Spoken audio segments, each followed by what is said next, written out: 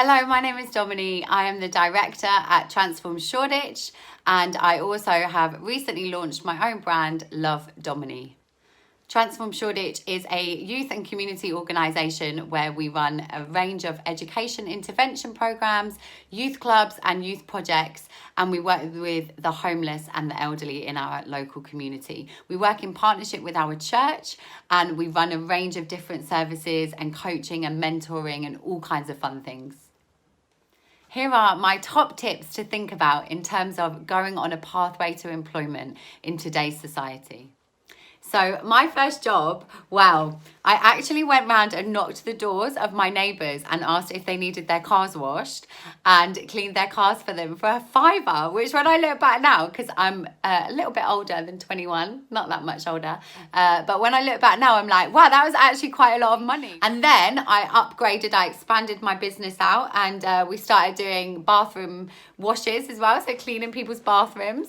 So basically the jobs that like no one really wanted to do, and they would feel good about giving a child a £5 to do them for them. My second job, and probably my most embarrassing job, was in a bakery. And I remember that we had to wear these awful hats, you know, like if you go, I don't even think they'd make them wear them in Greggs anymore, but like it was like this square hat that just, oh, it looked so awful. It was like a paper hat. But do you know what? It gave me money. And at the time, it was the money that I kind of bought like my makeup and my shampoos and conditioners and like my clothes with. And so I just loved that feeling of being independent, having my own money. And I was in care, so I didn't actually have money that was given to me. It was a bit different back then. And so I had to work in order that I could have anything that wasn't, you know, just your standard food.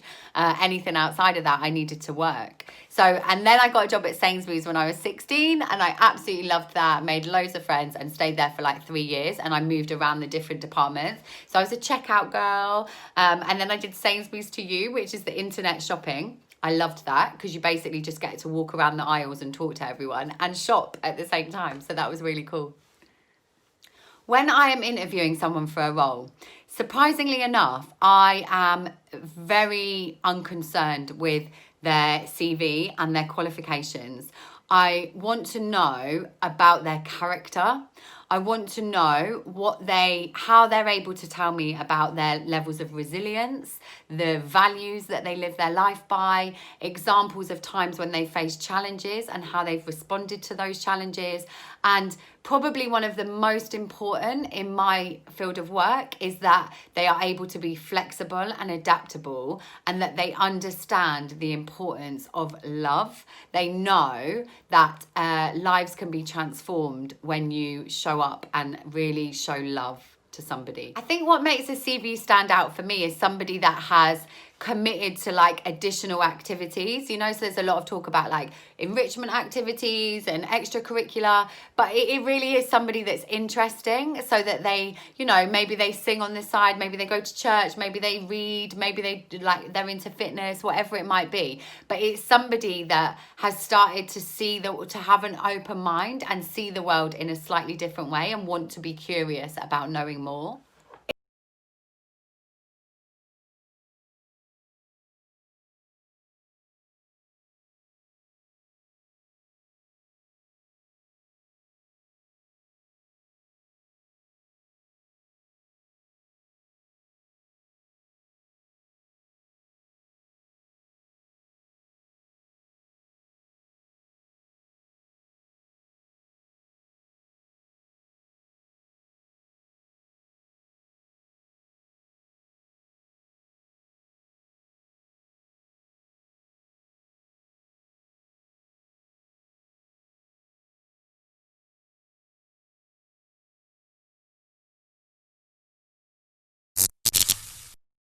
If I could give my 14-year-old self any advice, I wish that I would have owned my story and my journey so much more. So it wasn't until I got to my 30s that I really started to understand the impact and the power of the pain that I had suffered in childhood.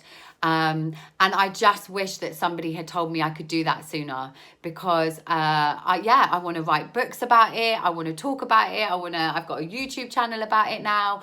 But I would have loved to have been in that space a lot sooner and using that pain in a positive way a lot sooner. So for any young people out there that have faced adversity, or you've experienced something that has meant that you are that little bit more unique than the person next to you, do not be scared to talk about it. I had so much shame about what I had been through as a child that I then suppressed it and covered it up for so many years. And I just wish that somebody had given me permission to talk about it sooner. Another thing that I wish I'd have maybe done a little bit differently on my career path is I worked for other organisations for longer than I needed to. So although it was in the same field, the same sector, so the youth sector mainly, I don't think you should work for another organisation unless you're really climbing the ladder for any longer than sort of 2 to 3 years.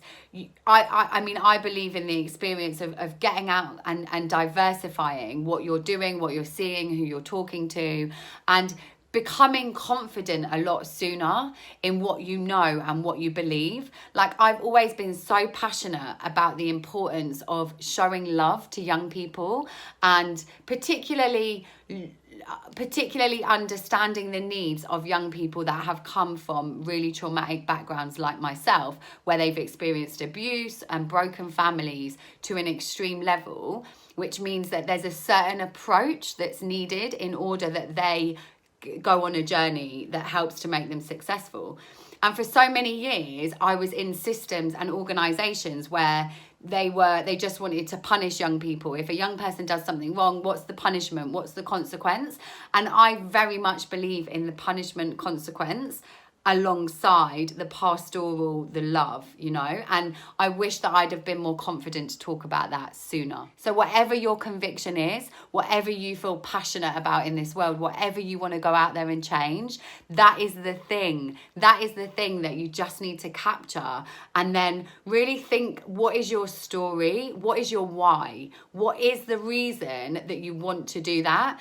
And there's this awesome quote which says, reasons come before results. So reasons come first, results come second. Knowing the reason, knowing the motivation for doing what you want to do is going to help you to remain successful and committed to it. So good luck, guys. I hope this has been useful. You can follow me on Instagram at Dominay.